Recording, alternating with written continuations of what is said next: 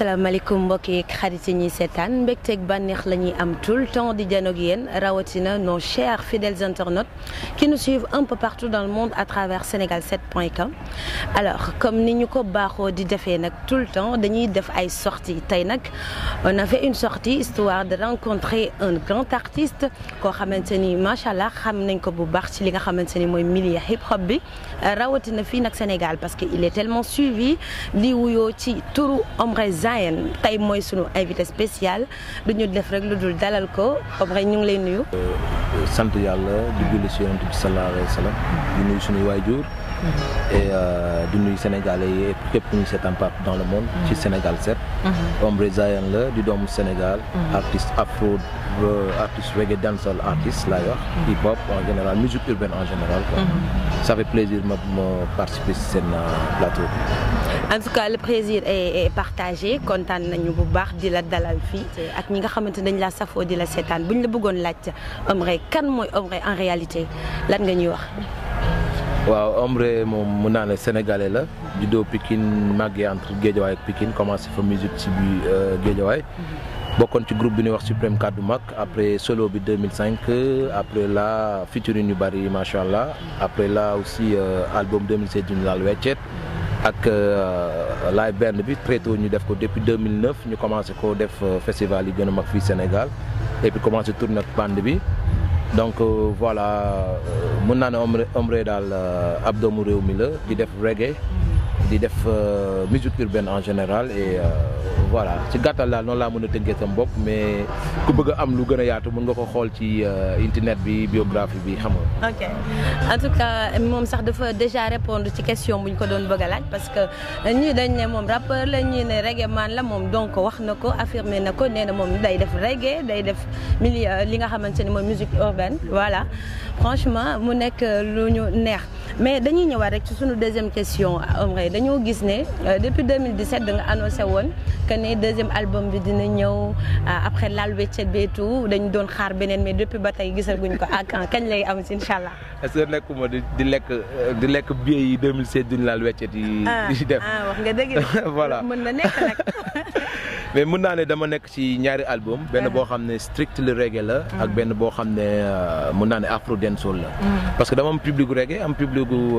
hip hop un peu mélangé donc te bon qualité liggéey bi ñu bëgg concurrence yeneen dëkk yi ci àdduna bi donc il faut ñu jël temps pour liggéey ko donc maa ngi ci album yi à 90% mën naa ne avancé naa ci ñaari album laa song fi mu toll nii dama am sax embarras du choix pour tànn morceau yi parce que vraiment dépassé nañ sax njëgu ñaari album quoi limu ñaari album juste pour dire que ñu ngi ci liggéey bi en même temps aussi j'étais en tournée au Canada ak bon un peu ci Afrique bi tuuti donc dañu jëlal temps donc te mënoo defal lépp à la fois donc instant bi on est revenu après 4 mois de sortie pour ñëw nag vraiment terminer benn album pour l'instant après jëm ko génne pour def mënuma génnandoo ñaari album yëpp loo tax maa ngi koy def ndànk daal mais nag gars yi xaar du yàgg single yaa ngi ñëw mu mel ne day xamti nañ ko lool parce que dañuy wax ne super ndaanaan nga macha allah Omre ñu gis aussi que ne dafa mel ne rappeurs yi en général li ñuy toog Sénégal bareetul sénégalais yi xamuñu ak yelleefu rap bi wala reggae bi if you want ba tax yéen li ngeen di dem nekk si biti moo ëpp li ngeen di toog fii lan moo xew exactement. je pense que rap bi mu ngi joxe fii bu baax gaa yaa ngi feesal stade yi saal yi gën a mag fii mais man sama kaa laa mën a wax sama kaa laa mën a wax parce que tey boo xoolee hip hop bi def na 30 ans te wax dëgg yàlla musique bu defee 30 ans nag gaa yi war ko mën a génnee ba léegi dañoo am problème exporté comme il faut parce que on n'est pas programmé dans les plus grands festivals ici en Afrique déjà waxuma la nag bitim réew quoi tu vois un peu man sama genre gi seen combat mooy sax Sénégal et que fexe extérioriser li ñuy am like waaw think local but act global noonu laa koy waxee chaque jour donc moo tax depuis benn moment nag dama commencé def sortie bu bëri parce que dañ may laaj fépp nag ci àdduna macha allah du damay jeter sama bopp fleur parce que musique bi egg na ci maturité boobu léegi nag pour mu mën a dem sax ba yemb comme ni ñu ko bëggee demeewul noonu donc parfois pour nga yóbbu sa backing band yëpp dajaloo xam nga ça demande beaucoup de moyens parce que standard musique bi ñuy def egg na foofu mais ci niveau mainstream bi ñu ko war a teg lépp lu mu àndal eggagul foofu donc ce qui fait que ni parfois man maay def sortie wala parfois groupe Mam Chance ñu dem ak groupe bi tout ça mais juste pour dire que ni instant bi amatul lu ñu prouver Sénégal parce que Méloman ni xam nañu tout mais combat bi nu am dañoo bëgg ñuy programme ci awards yi gën a mag tey jii BET Awards États-Unis dañuy nominer ay artistes africains te doo ci dégg sénégalais donc war nañ egg foofu you know parce que talent bi mu ngi fi and voilà quoi donc je pense que combat bi c'est plutôt ñu jëm extérioriser musique bi quoi génn bon ngeen dégg ko mu wax boo xamante ni day wane ne ku gëm boppam la li muy def am na ci njortu bu rafet que ne ça va aller de l'avant te loolu la ñuy ñaan képp ku nekk ci li ngay def rek da ngay ñaan gis ci sa bopp. alors ñun nag suñu beneen question bi ñi nga xamante ni bëgg nañ ko laaj rek mooy fan yi da nga génne benn clip muy def buzz macha allah nit ñi di ko xool di ko suivre inspiration bi fan la jóge woon. mooy bu ma mujjee génn mooy gaynde sécurité ah n'est-ce pas boobu la wala Mala Love waaw Mala Love de xam naa ne waaw wala madame nga ko waaw moom la directement quoi xam nga boo bëggee moom da nga koy wane quoi donc mbëggeel bu simple bi rek laa bëggoon wax bu naturel bi nga xam ne def loo nit di la waxtuloo ngay toog yow kese di waxtu boobu laa bëggoon tracé rek def ko version reggae bu cool et puis mu am porté nag bu baax parce que nit ñi bëgg nañ ko voilà fu mu koy joué gars yi dañuy apprécier dem mbëggeel la rek comme ñëpp man moom dama bëgg bu baax rafet na bon mu mel ne sax nag muy reggae muy rap muy li nga xamante ni mooy musique traditionnelle wala bu mu ci mënti doon whatever kenn ku nekk bu woyul musique sax mbëggeel day mel ne woyul dala aja moom Omray ñu laajaat la rek par exemple ñi nga xamante ni tey ñooy nouvelle génération bi ban appréciation ngay def si ñoom parce que xale yi ñu ngi ñëw de temps en temps yenn saa yi nga am koo ci dajeel du ñàkk nan ngay dundee loolu. waaw man de xam nga man dama soft man moom gaayan bu vraiment na laa ko mën a tuddee gaayan bu soft laa quoi like booy ku ma ci gis sax bu fekkee dama lay apprécier di apprécier sa musique du ma xaar sax nga def ma si man maay ñëw ci yow ñenn ñi sax duñ ma xàmmee wala duñ ma xam ma big up leen encourager leen parce que aussi musique kenn moomu ko ñëpp dañuy nit da la ciy jiitu rek parce que dalaa njëkk a judd mais passion bi ñëpp a ko bokk ñoom ñu ngi liggéey lu rafet ñu ngi liggéey lu musical et que ñu ngi koy yóbbu ñu ngi am osé aussi di def ay vidéos yu am niveau di def affaire donc vraiment j'apprécie leur travail et que bon juste rek pour ma wax ko entre parenthèse ñun dafa am fu ñu sosoo am fu ay valeurs yu ñu am et tout ça malgré nag musique et tout nañu sóoraale dañu sóoraale di bàyyi xel valeurs yi parce que c'est important parce que am nay temps amoon na ay clash amoon na ay saaga amoon na loolu rafetlu ma ko woon quoi parce que suñu yaay dañoo ñoo ëpp valeur musique you know and beneen bi mooy am na vidéo yu génn yoo xam ne tamit wane nañ ci yenn affaire yoo xam ne dafa xaw a doy waar par rapport suñuy gis-gis loolu tamit rafetlu ma ko waaw xaw ma nag fu muy mujjee mais maa ngi ñaan yàlla ci lépp lu mu munti liggéey aussi ma jéem a garder sama valeur parce que mën nga toll foo xam ne ci musique da ngay liggéey ak ay maison disque yu gën a mag te dinañ la proposer ay style de vidéo proposer ay style pour image bi tout ça ñoom nañ jaay rek mais yow nan dëgër ñun dëgëraay boo xam ne au moins bu nu màggee ba toll fi nu war a toll ñu deseeg suñuy valeur donc loolu lu may apprécier la ba pare lu ma leen di bàyyiloo xel la tout à fait kon nag kàddu gi ñëpp dégg nañ ko loolu la fi jot a bàyyi parce que bon di def benn mbir certes mën nga ci am buzz mais tout le temps nga garder li nga xamante ni mooy say valeur loolu la fi ki nga xamante ni mooy Baye Fall bi bàyyi Omray macha allah ñu gis nag ñu ci bëri di wax naan mbalax ak rap àndul ñi naan mbalax ak reggae àndul yow déjà yan rapport nga am ak mbalax maani non mbalax maani moom yàlla dogal na miinu ma leen mais dama leen di déglu dama leen di béggee aussi quoi kon d'accord nga yow que ne yenn saa yi mbalax maan bi war na mën a dem ci reggae maan bi war na dem ci rappeur bi non mais mbalax du ay jàng mbalax musique la you know donc salsa mbalax hip hop whatever yëpp mën nañ ànd ci bu ñu xoolee ni ñu koy defaree loolu kese la parce que tey États-Unis jël nañ façon couleur bu ne boole ko seen hip hop donc mbalax suñu musique bu waa dëkk bi am la bëgg ko donc bu ko kenn sànni man de damay déglu mbalax bu baax waaw dama koy déglu bu baax ça se voit sax ndax gis nañ sa clip bu mujj bi sànneeku nga fa sànneekuy garab damay fëlaale quoi comme ni nga koy waxee non mais pour bon ay parti waaw non Sénégal est vrai parce que man fu ma dem loolu laay wax sama intégrité laay wane lim muy bépp domaine musique nag am na affaire yoo xam ne doo ko apprécier parfois sincèrement dinaa gis ñoo xam ne dañuy nekk ci jabu mbalax bi mais dañuy sol yëre jigéen loolu bëgguma ko parce que suñuy doom dañ koy seetaan dañuy fecc jigéen loolu bëgguma ko xam nga mbalax maa ni lañ koy gën a gis sincèrement da nga leen di gis ci télé bi ñu jox leen plateau ñu sol ay tubay yu serré yoo xam ne boo leen gisee boo prêtéwul attention pour yow jigéen a taxaw loolu du yoon nañ ci bàyyi xel and then aussi am na kàddu yoo xam ne aussi dañ koy wax di ko divulguer mais rafetul ci société parce que moom la ñuy tëlaat di ko paasal di ko tël te jamono toll na foo xam ne nit ñi dañuy fàtte yàlla dafa exister musique boo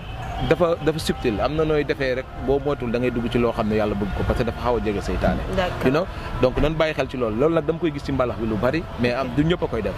ñi nga xam ne am nañ ñu leen di topp bu baax boo xoolee da ngay gis ne ñoom ñu ngi bàyyi xel côté boobu. mais nit ñëpp généralité bi bàyyi xel côté boobu. effectivement tout à fait vrai donc moom loolu la fi jot a sànni tey moom mooy wax ñu dañ ko jox la chance et l'opportunité pour mu wax li nga xamante ni moom la sentir ak loolu li mu gisee li nga xamante ni mooy réew mi. alors bu ñu jógee ci comparaison entre mbalax reggae ak rap dañuy laaj rek ba xam yow gis nga ne dina def bon mélange rap li nga xamante ni mooy rap whatever reggae wala li nga xamante ni politique est-ce que mën nañu ànd rap ak politique mën na ànd. adduna bi lépp politique la.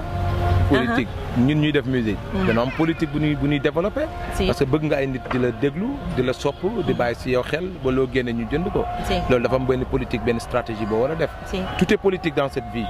léegi nag politique bu baaxul bi ma jàpp ne moo baaxul mooy bi nga xam ne nit ki da koy def pour propre intérêt am. d'accord fekk am na ñoo xam ne dañoo boot ci ginnaawam. te sóoraale wu leen. te nag comme ni ñu koy wax généralité bi fii comme ni on dit la foule est inconsciente. généralité bi de jànguñu amuñu formation. dañuy mëri rendoo rek. donc kon boo leen di wan wala nga am chance di wax ñu lay déglu. war ngeen di leen wan dëgg ak fulla. donc voilà mais je pense que musique politique. chacun est leader. même ku deful formation koo xam ne xamul dara ci jàngul. deful benn formation. mais dafa am kartam dem voté ji. kooku war nañ ko bàyyi xel. war nañ ko bàyyi xel même fi xelam toll. war nañ ko dina mës a dugg ci li nga xamante ni mooy politique. mais du mën a déet yàlla noppi na laa wax yàlla moom moo bind ombre Zayen. defal na ma lu bëri si sama kanam loo xam ne xaw ma ko. su ma nee di ma dugg ci lii rek damay nax sa bopp mais xam naa ne moom. yàlla baax na ma nekk taaliba maam Cheikh Fall. am doole biir macha allah te di ko xeeb loolu tey xeebu te ñaan yàlla yokk ko bu baax. donc ci lépp lu ma mënti dugg aussi bëgg naa ci doxee tànk boobu. maanaam di bañ a fësal sam bopp tey dimbali. tey gindi tey maanaam balaa ngaa jëriñu. jaami jëriñu balaa ngaa jëriñu. ñëpp jëriñu loolu dafa am solo. waaw dëgg ak njub lay prôné macha allah mu nekk lu am solo tamit franchement ñu dégg ko ci moom nag du doon lu ñu bett parce que Baye Fall lay wuyoo alors Ombre dañuy démarrer rek ci beneen parce que temps yi réew mi yëngu na lool. ci cas Karim Wade Khalifa Sall yow ban commentaire nga ciy def. politique la rek de man moom daanaka boo xoolee sama thème yëpp boo xoolee thème sociaux lay nekk parce que. dafa am ñoo xam ne dañoo spécialisé wu di wax ci politique. di wax turu politiciens yi. di attaqué mais il faut du tout pour au monde. man dama opté dama jàngat ne Sénégal population boo xoolee ñi ci ëpp jànguñu. ñi ci ëpp amuñu formation donc kon ñooñu am na ñu leen war a waxal. donc bu kii di def musique boo xam ne strictly politique bi lay attaqué. man je préfère def musique boo xam ne dina wax ak population bi pour que ñu gën a yeewu ci nan la ñuy préparer seen bopp ci lépp lu jëm ci wàllu àdduna daal. donc moo tax je pense que sama politique c'est plutôt développer des thèmes sociaux qui vont parler de ngor de job xam nga de valeur et tout ça pour que ki nga xam ne mu ngi wax ak politique bi ak ki nga xam ne moom xam na lan mooy ngor valeur ak job bu nu booloo dina jur dara. donc tout ce qui est Khalifa Sall Macky Sall Karim Wade vraiment c'est de la politique et que nan jàpp daal ne nit moo ëpp doole lépp loo gis ci àdduna. d'accord te buñ ko xamee noonu lépp lu ñuy def dootuñ ci xool intérêt personnel nañuy xool tout le temps rek li nga xam dina jëmale réew mi kanam ñu def ko bu nag kenn tooñee nekk ci loxo yoon na ko yoon réglé te mu bañ a am parparloo ku ci nekk daal na nga xam ne bés dana la laaj say jëf te nag àdduna bi saxul maam Cheikh Fall Serigne Touba xam nga Yonent bi sallallahu alayhi wa sallam Cheikh Anta Diop kàngam bu ne jaar na fi waaye noppalu na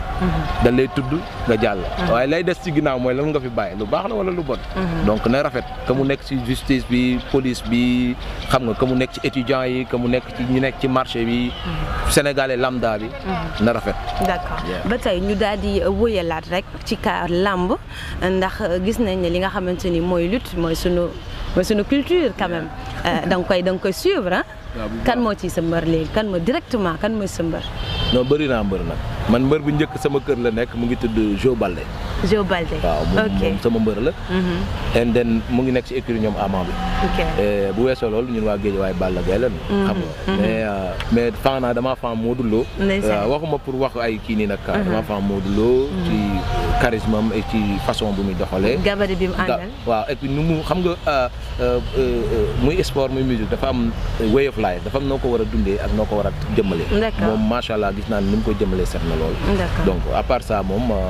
waa Pikine yi maa ngi béggee ñëpp ay ëmm seen nit ñoom ñëpp daal laa bëgg mais xam nga Balla moo jiitu ba pare sama doom Mouhamed moom fan su Balla la quoi bu mu demee taayale dem gàllem seeti ko photo ak moom kat may ñu jàmm 1 mois Balla Gaye laa demoon seeti sama xarit la donc voilà quoi ñoom tamit moom tamit ñu ngi koy ñaanal bu baax mu gën a wonewaat parce que roi la quoi you know. D'accord. Yeah, for real. aja moom dafay bañ a wax fi mu féete dëggantaan mais bon graaw nañ ko jàppee noonu artiste la quoi aja ba tey ñu daal di wóyalaat ba léegi ci li nga xamante ni mooy question yi mais nag bi ñu bëgg a demaat rek mooy gis nañ ne équipe nationale bi nga xamante ni tey yàggul dara ñu toog ci 3e match bi gis nañ ne da nga am woy boo leen fental macha allah mu neex ñëpp mais bari na ci sénégalais yoo xamante ni nee nañ tey bon sénégalais yi dañoo ëppal quoi noonu lañ ko waxee dañoo ëppal ndax ñun ñooy kar suñu bopp ñii di commencé nii di way ñii di ne ombre lan lay tontu ci loolu. man de defe naa macha allah nañ dem YouTube ñu xool commentaire yi gars yi bàyyi foofu parce que kenn moomul YouTube. waaw boo defee lu neexul gars yi dañuy bind wax lu leen neex. macha allah am naa chance boobu gars yi dañuy apprécier li may def. and then woy bi woyu ma ko comme ay gaynde bëggul mbuum yàpp lay dundee ay ca kanam affaire yi dafa yàgg. gaynde yi lekkatul mbuum xam nga ñu ngi Snapchat comme ni ma koy waxee you know. morceau boobu dama ko defoon pour ñaax leen. parce que gars yi da leen di neexal rek quoi. man nag xeetu. joxe jom bi quoi bravo gaynde ci digg mandim du la may dara da lay coop ni sandwich fii bukki du fi langee bu leen mayee dara dóor leen 210 ñun ndam li lañu soxla indil leen ñu coupe bi na lamp yi tàkk ñun bëgguñu coupure toute une nation est derrière vous technique et tactique au rendez-vous esprit de gagneur esprit de vainqueur tous unis derrière les lions de la tanière si tu veux pas comprendre on va te faire manger du barabara foussa mais les nerfs veulent se détendre il faut pas les laisser nous faire tout ça donc après mën na leen sécurité quoi you know coupe bi leen soxla booster leen you know du xeetu ay way nii mais j'ai pensé le cœur des populations de leurs encourager. Voilà waaw ba pare xool yi population bi ça va ñoom ñooy jouer ci terrain mais ñun dañuy jouer ci internet entre artistes boo xoolee ay Niger ñoom Nigéria. mais il paraît sax bu ñu gisee loolu ñoom dañuy gën a kontaan quoi. te boo xoolee ay Nigéria seen artistes yëpp. Wizkid, P-Square, Davido gars yi dañ ko dund. d'accord talatuñu woon leen lu dul.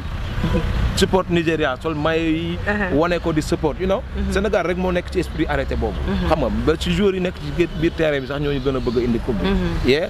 and then beneen bi mooy ñi jaay mayo jaay drapeau restaurant yi yëpp ay dox kon foog ñu wax leen ne am ay emploi voilà moo tax foog ñu wax kii yi que yéen a yor finalité bi mais ñun ñoo leen gën a dund mondial il faut ñu teg ko ci yoon macha allah donc c'était un peu ça kenn dama posté ne vraiment nañ réparer suñuy erreur rek parce que tamit bon football la en plus dama gis ne équipe bi ñu ngi yàgg mais des na ba léegi kii bi ci des quoi like xam nga équipe day am esprit dafa am esprit boobu leen eggagul te pourtant ñu ngi bëgg a yàgg donc il faut que ñu créer esprit boobu parce que da ngay gis individuellement ku ci nekk da nga am niveau bu extraordinaire mais esprit de l'équipe esprit groupe bi ça manque un peu quoi ba léegi ba pare ba léegi ñun amaguñu équipe type ba tey des na ba léegi ñu ngi calculer lan moo tax nga wax loolu non je pense que équipe type da ngay jël benn équipe nga ne France nga xam équipe type bi lii la donc damay gis ñun ba léegi Sénégal ñu ngi tâtonner ci loolu te il faut ñu ngi def ay années loolu liggéey bi kan la ki nga xamante ni moo yor ñun na déglu Sénégalais kii Aliou Cissé whatever nañ déglu Sénégalais parce que ñun Sénégalais yëpp ay coach lañ de loo ñu indi rek gars yi wax leen ñoo la ko gën a mën you know donc boo dégloo généralité médias yi tout ça di nga comprendre fan la gars yi gën a accentuer seen jeu nga teg loolu dëggal ko leneen ci yokk nga yokk ko ci d'accord ok loolu la fi bàyyi mais nag ñu gis dans le milieu musical bi fii nii entre Wally Seck Pape Diouf ñu ci bëri dañuy wax kii moo dàq way et tout yow kan moo la ci gën a mën a way pour yow non man maa ci gën a mën a way yaa dàq way loolu bokk na ci gëm sa bopp mais bon blague à part kan nga ciy gën a déglu non man du ma leen déglu nag pour dire la vérité damay forcer seen morceau yi te seen morceau yi nag wax dëgg yàlla am na ci ay morceau yu ma neex yoo xam ne dama koy woyantu sax wala affaire yu demee mais ne léegi doo leen déglu tamit non non quand je dis du ma leen déglu bëri na ñu ma dul déglu de man mën naa déglu benn artiste boo xam ne gars yi duñ ko sax déglu fekk xam nga déglu sentiment la kenn mënu ci dara man ñëpp dégluwul ma voilà mais dama ne mënoo leen daw parce que ñoo fi nekk partout da nga leen di dégg ci waañ yi suñu kër mais Wally Seck Pape Diouf lu xewle lu génn foog nga koy déggee waañ bi tout le temps en boucle tu vois un peu suñu biir kër pour juste dire que ne vraiment ñu ngi liggéey bu extraordinaire ba pare ñu ngi ci am na beaucoup de jeunes qui tournent autour de loolu loolu ñuy def noonu seen activité boobu ñuy def dafay dundal ay kër yu bari donc loolu lu ma rafetlu la mais ñoom ñaar ñëpp mën nañ way et que nañ leen man bu doon maay ñoom dañuy def featuring parce que game loolu la laaj il faut nga unir ñoom ñaar wane ne mën nañ def dara loo xam ne day yëngal Sénégal parce que il faut ñu bàyyi ci hip hop bi bu Dip duggee Kanaba dugg Omzo Dollar dugg Ngaaka ñu ne commencé leen diviser après ku nekk secteur di développer sa benn nombre de personnes du noonu pour mu am game il faut nga gis Dip Omzo Dollar Ngaaka keneen ñu def ay featuring comme ça sponsor bu nu woo dañuy xam ne fii ay milliers de personnes dañ fi ñëw et que duñu am esprit bi nga xam ne ñu contre hip hop bi dañ koy yàq dañ naan booy dañuy saagaan booy dañuy clash donc il faut que ñu bàyyi itam sénégalais ñu bàyyi secteur ay kii wa kii concurrence mënul ñàkk mais nan créer industrie Wally Pape Diouf woyal leen ñu waaw defal leen ñu album Omzo ñëwit woyal leen Omzo def ak Dip album mais macha allah mais comme li ma gis man ci milieu bi que muy nekk hip hop wala mu nekk ci milieu beneen bi traditionnel wala mbalax parparloo bi fi am bay créer yenn saay embouteillage et tout fan yële la fiy saal bige mbéj njole il paraît que dafa amoon benn parparloo bu amoon ba tax mu jàppaloon ko yow loolu ban jàngat nga ciy def est-ce que parparloo war na nit ku nekk est-ce que amul choix bëgg ku ko neex loolu de ci net bi laa ko seet nii rek xaw ma woon ay mbéj ak yooyu yëpp am na ci waaw mais je veux dire xam nga comme li may wax rek sànq moom la ñuy rejoindre bu ñu booloo ñun en tant que acteurs yi du soxla public bi wala médias yi di ñu diviser donc bu ñu booloo rek ñëpp xam ne lii lu booloo mais xool ko ci yeneen dëkk yi seen artistes yi featuring sur featuring nii bañ na ko ba léegi ñoom dañuy américain ouais mais en Afrique tu prends Nigeria Ghana Ouganda Libéria mujj gi dañuy créer ay featuring entre dëkk yi ce qui fait que ne nii boole seen public boobu ñun doo ñu gis mukk ñu def featuring nag waa Mauritanie wala waa Gambie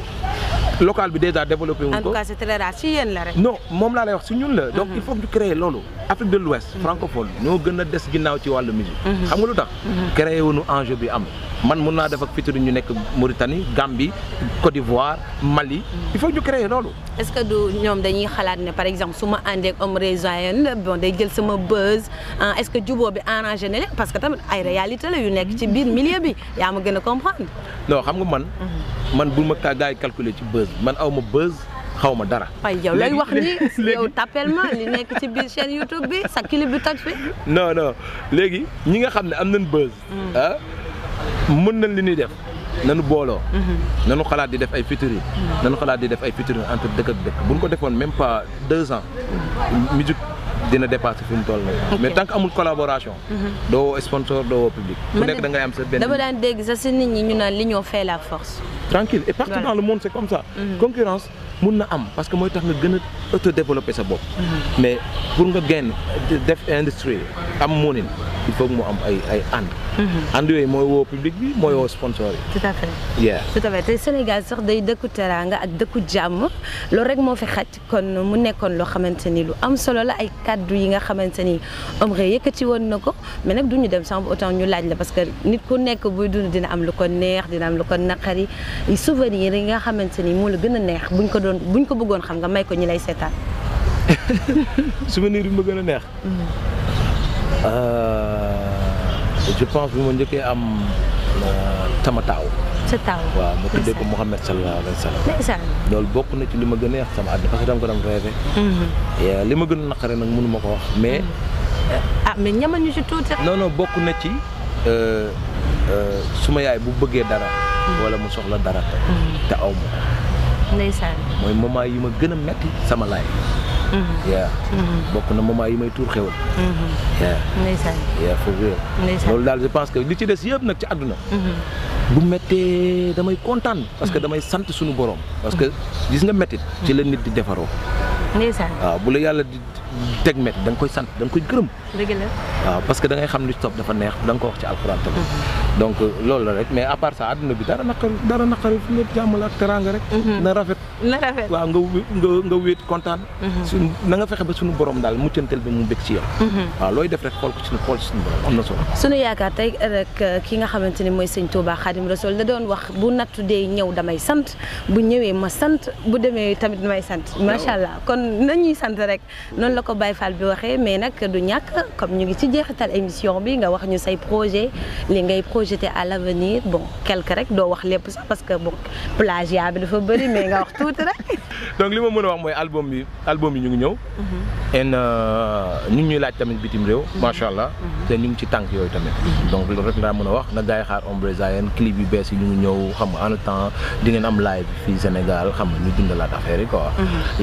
mais ñu dox yokk ñuy ñaan. parce que incha allah. bu soobee suñu borom am na fu ñu ko bëgg a yóbbu. bu ko suñu borom nangoo. waaw defe naa ñëpp dinañ dégg. macha allah waaw ma kontaan ci Sénégal 7. vraiment merci aussi pour l'honneur. c'est tout à fait normal képp ku nekk ci sa ruq rek di def lu nice lu extraordinaire nekk super ndaanaan comme ni nga ko koy waxee dañoo am li nga xamante ni mooy honneur toujours ak plaisir di ko seet si mu nekkoon ki nga xamante ni nag mooy Ombre Zayen neex na trop ñu dalal la fi nga xamante ni mooy Sénégal 7 mais nag man fii ku ñëw danga may wayal may wayal lu neex. So under the shining sun, I meet a girl with a nice dress and green yellow red color from her feet so to her head. She has a good looking natural beauty make me think a pretty little Rasta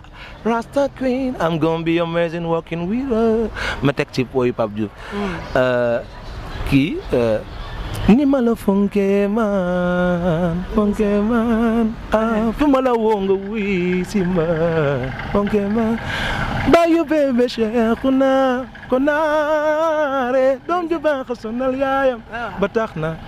loolu dafa neex. macha allah moom wane la boppam sa Pape Diouf lay bëgg macha allah mais way bi neex na kontaan nañu suñu xol sedd na doon la dalal Baye Fall franchement mu nekkoon honneur ak grand plaisir fii nii ñu ñëw fekk la si Douta Seck ngay waaj a yéeg ci kaw parce que dégg naa balance bi yaa koy def ñun duñ dem dañuy toog en tout cas chers amis internautes ñi ngi kon kontaan doon leen dalal fii nga xamante ni mooy Douta Seck kontaan rek lay nekk toujours ci ñun di leen servir avec Thiat tout est possible mais nag duñ fi yam keneen lañ leen di wëral ci beneen numéro incha allah beneen interview bu gën a tàng d'ici là portez-vous bien et bonne soirée merci beaucoup.